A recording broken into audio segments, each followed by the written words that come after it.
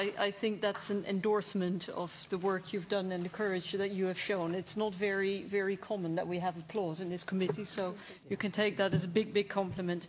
Okay, then we're going to move on very quickly to our last session.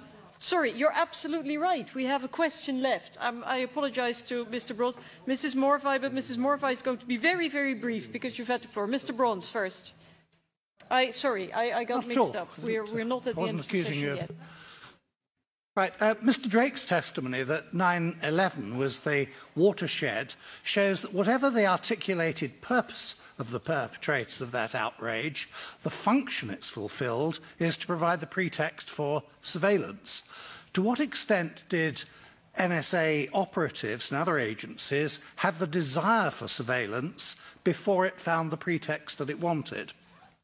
You revealed that action taken against you for revealing NSA activities.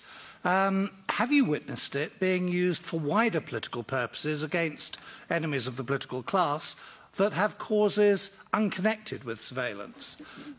Miss Macken, I'd like to ask you how data is used. You mentioned about ministers and I think journalists being under surveillance. Are they threatened with exposure if they act in a way that's disapproved of?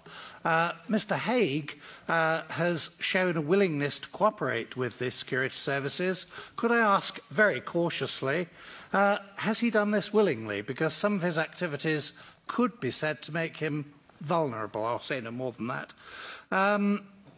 Do the security services in the UK